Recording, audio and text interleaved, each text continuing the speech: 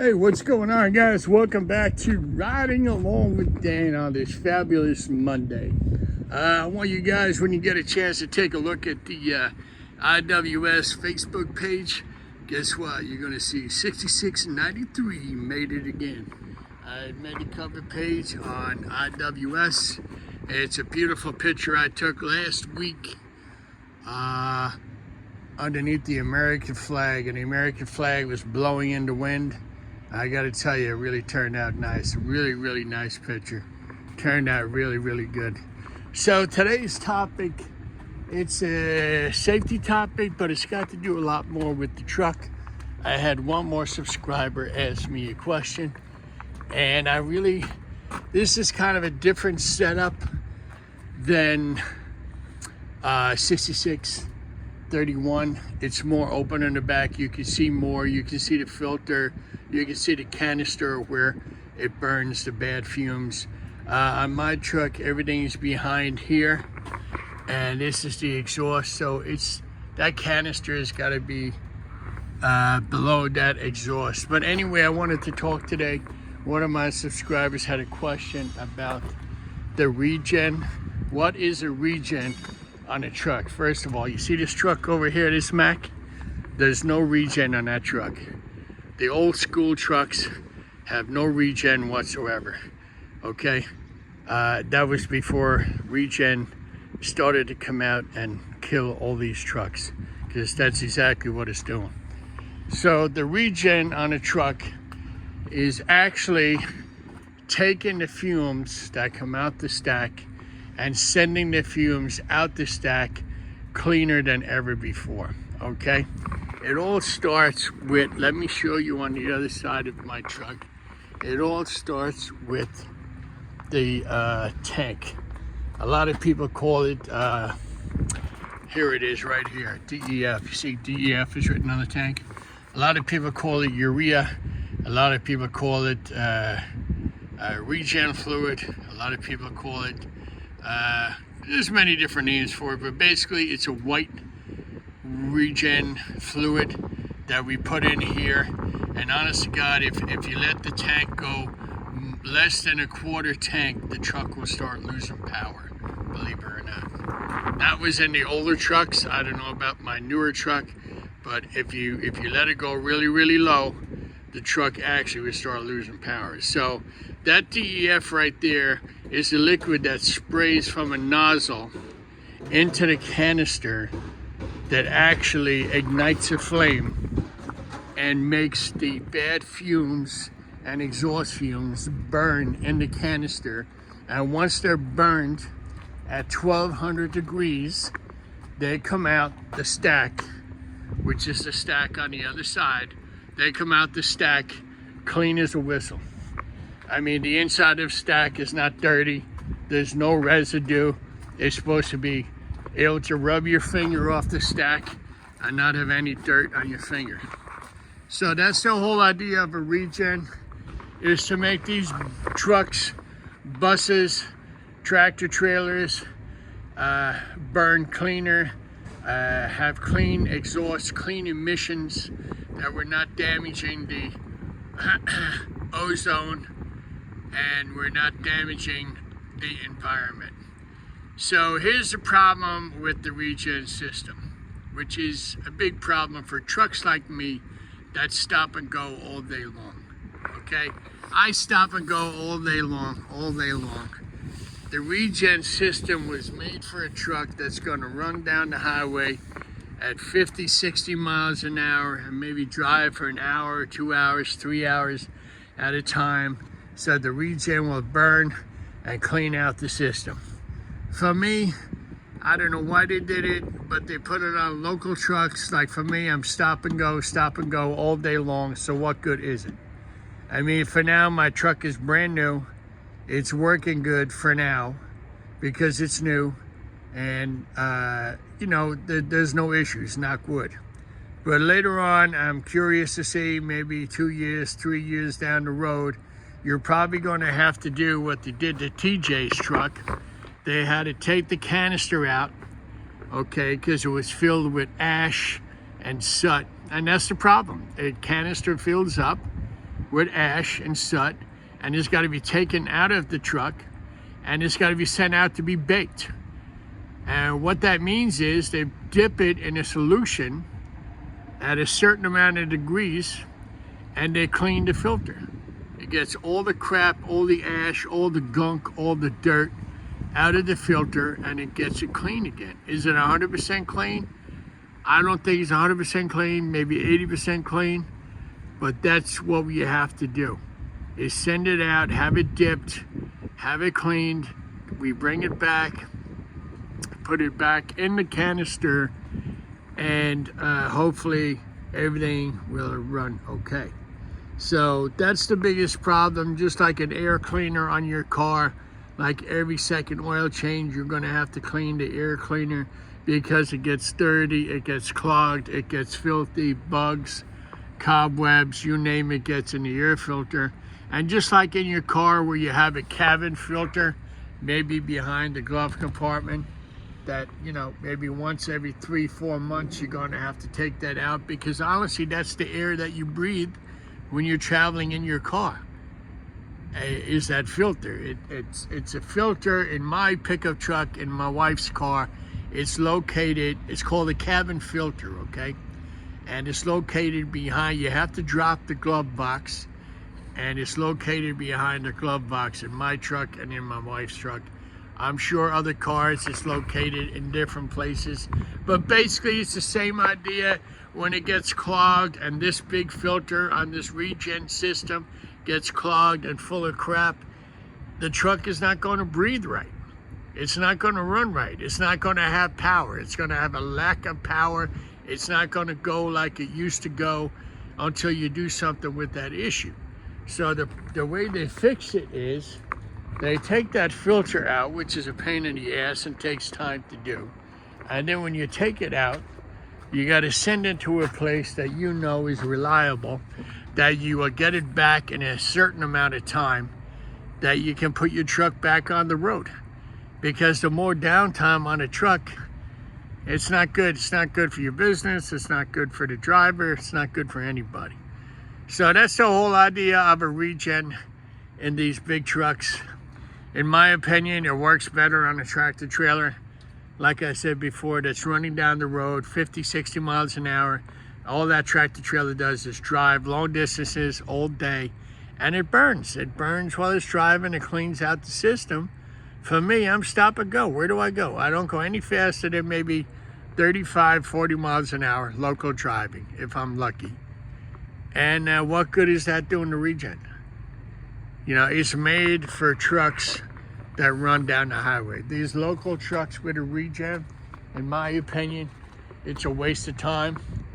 And the amount of money you spend on sending it back to Mac or Peterbilt and figuring out what the problem is, it's a nightmare. It really is. So you're better off just to say to yourself, you know, when you buy new, take care of it, make sure everything is good, and that you know, you're on the ball with the maintenance, with the service. And bottom line, it's very important that service, especially with a truck with a REGEN in it, that is very important to take care of it. Because if you don't take care of it, it's not going to take care of you. That's why when the mechanics plug the truck into a computer, and you got to have a certain program with that computer, Peterbilt, Mac, Autocar, whatever the case may be, you got to have the right program to read it and find out what's going on with the truck. Am I in your way? No. Happy St. Patrick's Day. Yeah, thank you. You too, man. Oh, that's a Paisano spot. That's it, yeah. He doesn't come in till after 4. Yeah, I know. I know the guy.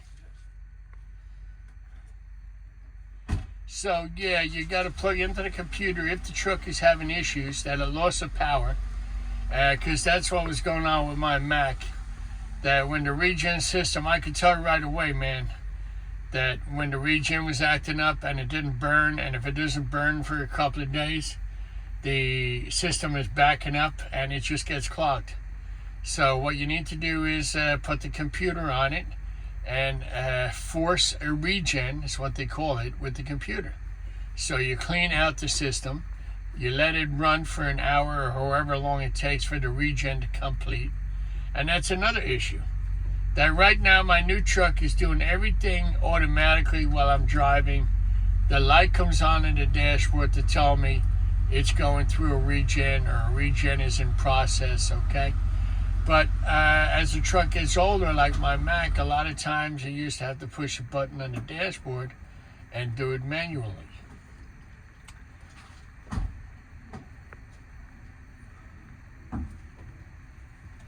So every truck is different. Hopefully the systems on a Peterbilt is much better than a Mac, because a Mac seems to have a lot of issues with the older trucks when it first came out. Mine was a 2014.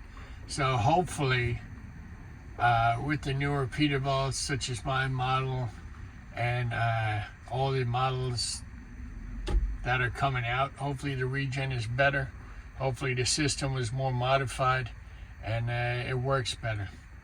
But we'll see with mine what happens down the road. Another 3-4 years, we'll see what happens. I know for sure that filter, that canister definitely is going to get clogged, and it's going to have to be changed. It's going to have to be taken out.